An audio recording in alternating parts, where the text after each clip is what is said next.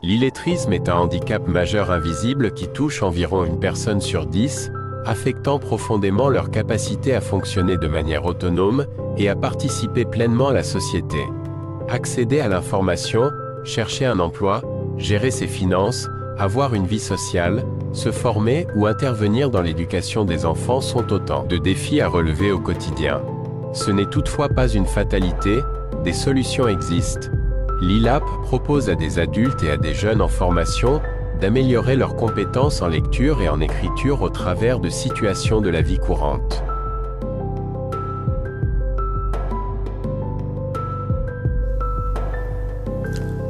L'ILAP propose à des adultes et à des jeunes en formation d'améliorer leurs compétences à la lecture et en écriture au travers de situations de la vie courante.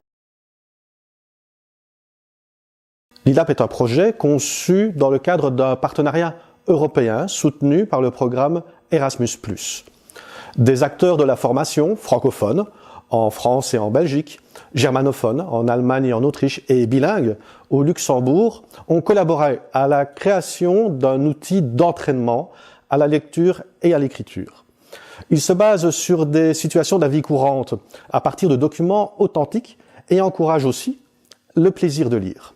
C'est un site gratuit, lilap.eu, et il est entièrement disponible en allemand et en français.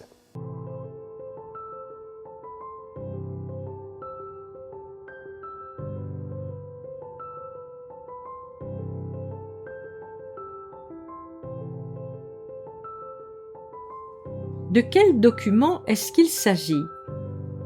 Une facture d'électricité, un ticket de caisse, les résultats d'une prise de sang, un horaire d'autobus, une carte de restaurant. Plusieurs principes pédagogiques clés soutiennent la lutte contre l'illettrisme. L'individualisation de l'enseignement, l'apprentissage par la pratique, l'utilisation de supports variés et le renforcement positif qui encourage et valorise les progrès, même modestes, pour maintenir la motivation et la confiance en soi des apprenants. Ces principes permettent de créer un environnement d'apprentissage inclusif et efficace, où chaque apprenant peut développer ses compétences en lecture et en écriture à son propre rythme. Or, trop souvent, les méthodes ne sont pas adaptées. On utilise des manuels pour enfants, des exercices non contextualisés et qui ne tiennent pas compte des besoins. Mais l'ILAP a pris en compte ces principes fondamentaux.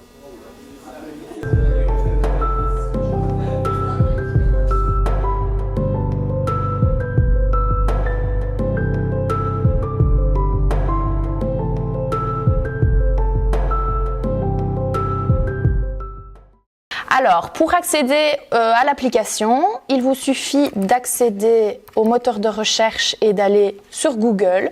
Vous tapez l'ILAP avec la petite apostrophe et vous tombez sur lilap.eu qui est le site de l'application. Une fois que vous avez cliqué sur ce lien, vous arrivez sur une page avec une carte. C'est l'option choix par thème et donc vous n'avez plus qu'à cliquer sur le thème que vous désirez choisir. Si je dois prendre un exemple, je vais choisir par exemple de faire un exercice sur le certificat médical. Je vais donc me rendre sur le thème santé. Je clique sur santé et apparaissent en dessous des exercices dont le certificat médical.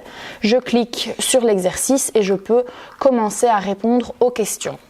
Si maintenant je veux faire un choix par niveau, je vais dans l'onglet en haut à gauche et je clique sur niveau. On me propose 3 niveaux, le 1, le 2 et le 3.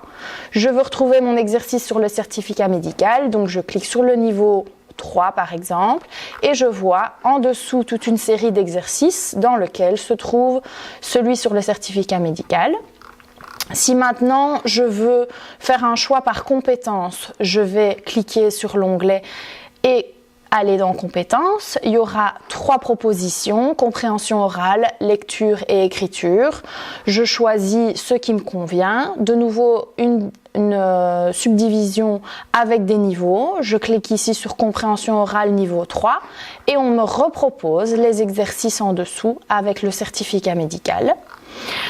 Si maintenant je ne sais pas trop ce que je cherche et que j'ai envie d'un peu explorer le site, il me suffit de cliquer sur toutes les fiches d'exercices. Apparaissent alors tous les exercices réalisés, classés par ordre alphabétique, et il me suffit de dérouler la page pour pouvoir accéder à l'exercice qui m'intéresse, avec toujours le niveau et le thème indiqué sur la fiche exercice.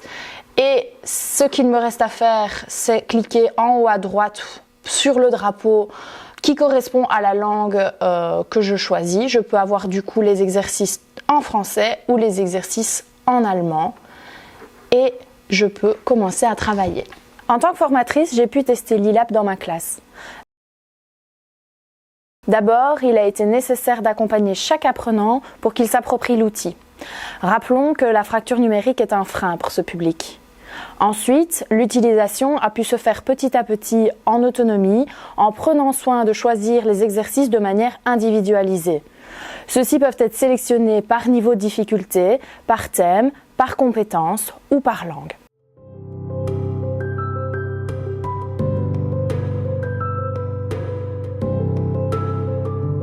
Dans l'ILAP, nous avons aussi travaillé sur une partie qui vise à développer le plaisir de lire.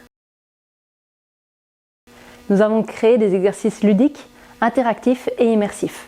Il s'agit d'histoires courtes, simples et adaptées au public. En fonction des choix du lecteur, l'aventure évolue différemment et mène donc à différentes fins. Le lecteur participe de manière active et devient le protagoniste de son histoire. Cela développe non seulement l'imaginaire, mais aussi un sentiment de contrôle, d'autonomie, ce qui favorise l'engagement dans la lecture et ainsi le plaisir.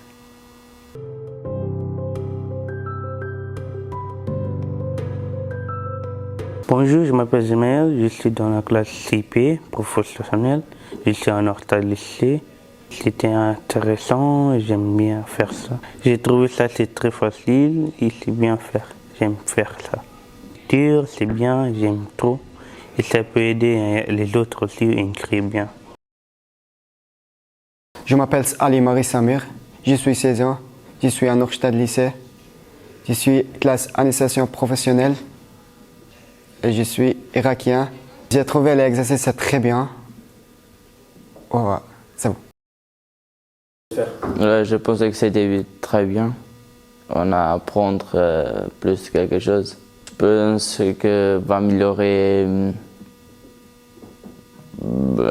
beaucoup. Parce que j'apprends beaucoup de choses que j'ai pas vues avant. S'il y a quelqu'un qui a ces difficultés, je vais le dire pour faire ça, parce que c'est très bien. Comme ça, il apprend quelque chose. Je m'appelle Assalé Sarah, je viens de Syrie, je suis à Norstedt lycée. Le thème des exercices était intéressant et oui, non, j'avais pas besoin d'aide pour faire cet exercice. Je peux recommander pour des camarades ou des amis parce que c'est trop facile et voilà. Bonjour, je m'appelle Noah Savelera, je viens de la France, j'habite à Vielle-Saint-Rémy, nous sommes actuellement à Rotel et je suis là pour dire mon avis sur ce site. Déjà, je voudrais dire que ce site est plutôt intéressant, vu que le fait c'est traduit dans différents pays, comme Luxembourg et Allemagne. Bien sûr, il y a quelques proverbes. Déjà, bien sûr, on a les mots que je n'ai pas compris, comme j'avais fait un exercice qui s'appelle les chaussures de sécurité. Il y a un qui disait que les chaussures sont antidérapantes. J'avais pas compris ça veut dire quoi, mais ça a été dit que ça voulait dire que c'est non glissable en fait. J'aurais dû m'en douter en fait. Mais ça prouve qu'il y a des mots que les gens ne peuvent pas comprendre. Donc déjà ça c'est voilà, truc d'habitude.